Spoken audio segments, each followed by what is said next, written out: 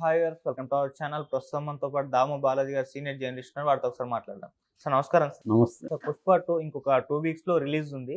అయితే ఈ సినిమాకి సంబంధించిన గరికపాటి గారు చెప్పిన ఒక వీడియో సోషల్ మీడియాలో వైరల్ అవుతుంది సార్. దాన్ని ఇప్పుడు వైరల్ చేసేస్తున్నారు. అంటే పుష్ప పైన ఆయన తీవ్ర స్థాయిలో విరుచుకుపడ్డారు.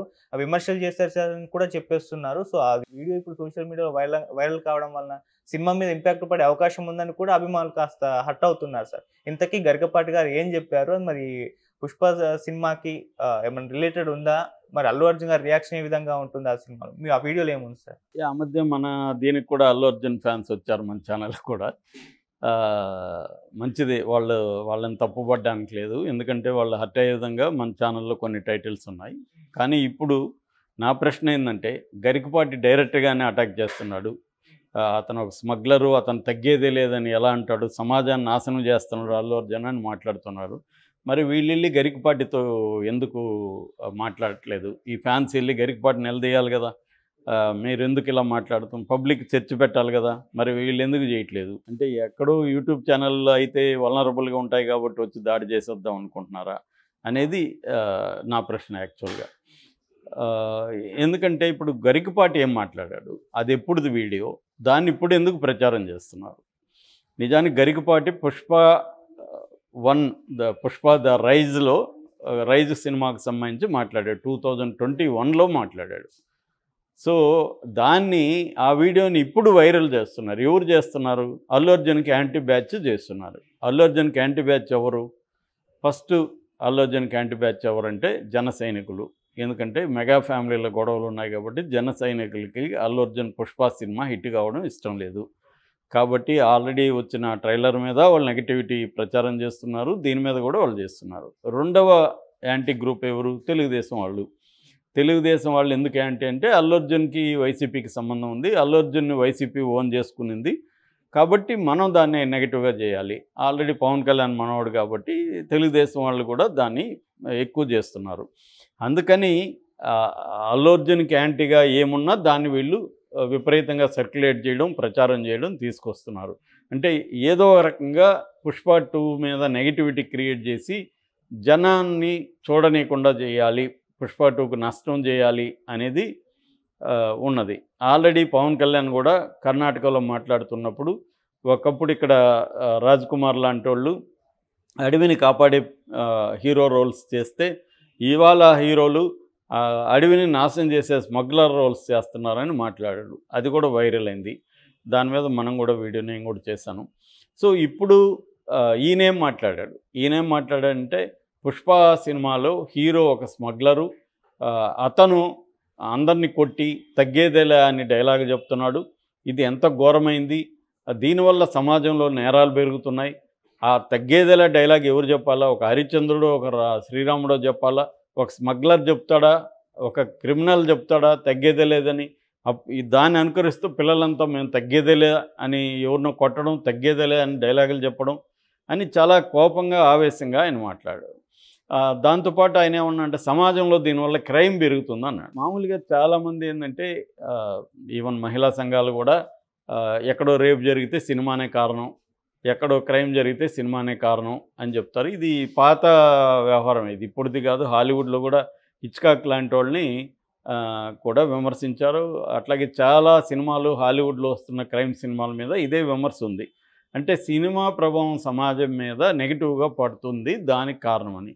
సో ఒక సినిమాలో హీరో స్మగ్లర్గా చేస్తే దాని ప్రభావం పడి ఎక్కువ మంది స్మగ్లర్గా మారుతారని, లేదా క్రైమ్ చేస్తారని, ఒక సినిమాలో అమ్మాయిల్ని ఇట్లా చూపిస్తే ఇక్కడ కూడా అబ్బాయిలు కూడా అలాంటి అమ్మాయిల్ని కావాలని కోరుకుంటారని, ఇలాంటిది విమర్శ సినిమా మీద ఉంది. దీంట్లో అసలే నిజమే లేదంటే నిజం ఖచ్చితంగా ఉంది. ఎందుకంటే సినిమాల ప్రభావం పడుతుంది. స్లవోయ్ జిజెక్ అని ఒక philosopher a perfect guide to cinema, an ideology to cinema అనే ఒక 2 డాక్యుమెంటరీలు తీశాడు. అందులో ఆయన చెప్పేది ఏంటంటే, సినిమా అనేది వాట్ టు డిజైర్ అని కాకుండా హౌ టు డిజైర్ అనేది నేర్పిస్తుంది. అంటే ఎలా కోరుకోవాలి, మన కోరికలు ఎలా ఉండాలి అనేదాన్ని నేర్పిస్తుంది. అట్లాగే కోరికలు ప్రజల్లో రెచ్చగొట్టే అవకాశం కూడా ఉంది. మనలాంటి సెమీ లిటరసీ అంటే మనది పూర్తి అక్షరాలు వచ్చే వాళ్ళందరం కూడా లిటరేట్గా వేసేస్తున్నాం మనం. నిజానికి చెప్పాలంటే ఇల్లిటరేట్సే ఇప్పటికి కూడా మన దేశంలో ఎక్కువ. సో ఇల్లిటరేట్స్ ఎక్కువ ఉన్న సమాజంలో సినిమా ప్రభావం ఎక్కువగా ఉంటుందనేది రీసెర్చర్స్ చెప్తున్నారు. ఆ మేరకు ఖచ్చితంగా ఉంటుంది.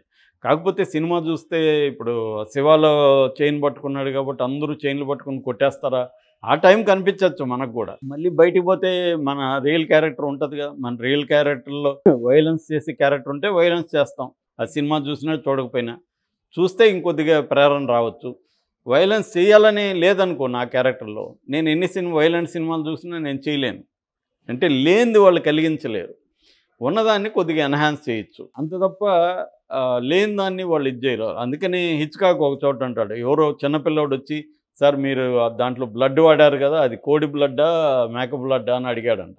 అంటే వాడికి తెలుసు ఇది రియల్ బ్లడ్ కాదులే, ఏదో జంతువుల బ్లడ్ వాడుంటారని అబ్బాయి అనుకున్నాడు. నిజానికి అది బ్లడ్ జంతువులది కూడా కాదు, మనం క్రియేట్ చేసిన బ్లడ్. సో అలాగా ప్రజలకు తెలిసి ఇదంతా సినిమా అంటేనే షూటింగ్లు, ఇదంతా ఇవాళ షూటింగ్ వీడియోలు అన్నీ చూస్తున్నారు.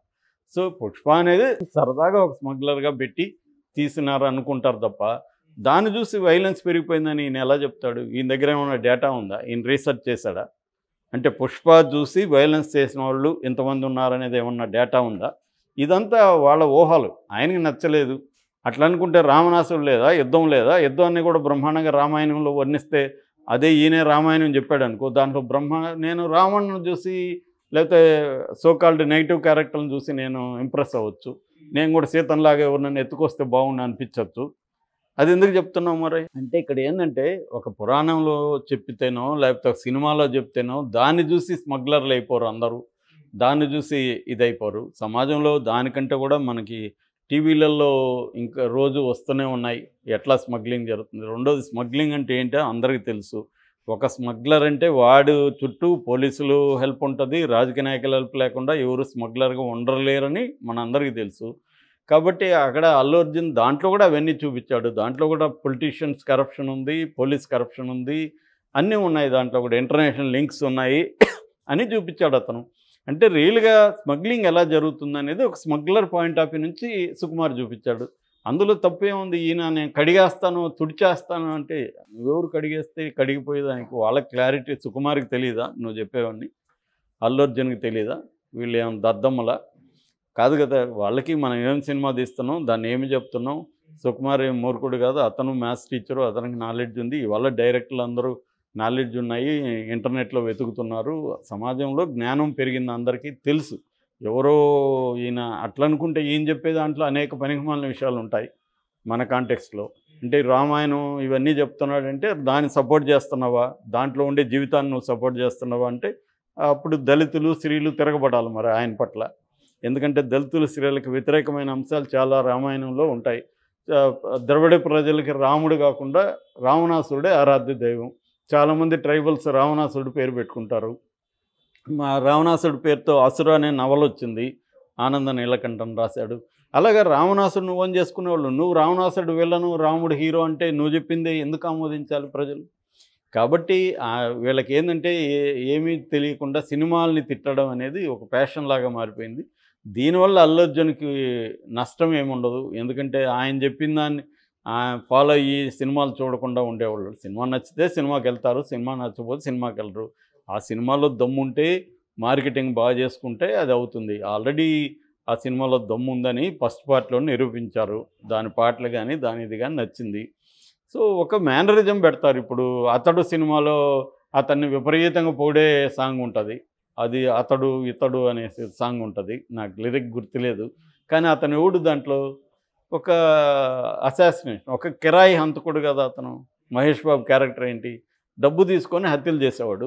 మరి అతను ప్రభంజనం, అతను ఉరిమి మెరుపు అతను ఎందుకు చేశారు? ఇక్కడ ఏంటంటే మనకు అతను స్మగ్లర్ వేసాడా, దొంగ వేసాడా కాకుండా హీరో ఇమేజ్ని ప్రొజెక్ట్ చేస్తారు. మహేష్ బాబు అనే వాడు ఏ పాత్ర వేసినా ఇలాగో ప్రొజెక్ట్ చేస్తారు. ఇది చాలామందికి అర్థం కాకుండా అతను స్మగ్లర్ కదా, అతన్ని ఏంటి ఇలా ప్రొజెక్ట్ చేస్తున్నారంటే ఈ స్టార్ ఇమేజ్ అనేది ఎట్లా కన్స్ట్రక్ట్ అవుతుంది అనేది వీళ్ళకి తెలియదు. వీళ్ళ అజ్ఞానాన్ని జ్ఞానంగా, ఇతరుల అజ్ఞానాన్ని అజ్ఞానంగా భావిస్తూ వీళ్ళు ఫేస్బుక్లోనో లేకపోతే ఇట్లాంటి దాంట్లో మాట్లాడుతుంటారు. వీళ్ళ సమగ్రమైన పాపులర్ సినిమా స్టడీస్ ఏంటి, దీని మీద ఎట్లాంటి రీసెర్చ్లు వచ్చాయి ఇండియాలో, ఇవన్నీ వీళ్ళకి తెలియదు, చదవను కూడా చదవరు. వీళ్ళు నమ్మిందే జ్ఞానంగా భ్రమపడి ఇలాగ మాట్లాడుతుంటారు. కాబట్టి ఆయన గరికపాటి ఉపన్యాసాల వల్ల దీనికి వచ్చే నష్టం ఏం లేదు, దాన్ని ప్రచారం చేయడం వల్ల వీళ్ళు పొందే ఇది కూడా ఏం లేదు. వాళ్ళకి ఇంకేమీ తెలియక నెగిటివ్గా ప్రచారం చేస్తున్నారు. అందువల్ల పుష్ప 2కి ఏ రకమైన ఇబ్బంది లేదు. అల్లు అర్జున్కి ఇప్పుడు ఈయన కడిగేస్తే అల్లు అర్జున్ కడుక్కునేదానికి రెడీగా లేడు. వాళ్ళు మహామధులు, వాళ్ళకి క్లారిటీ ఉంది ఏం చేస్తున్నాం అని. అలా వెళ్తుంది, వీళ్ళు ఇలా విమర్శిస్తూనే ఉంటారు, అంతకంటే ఏం జరగదు. Thank you so much.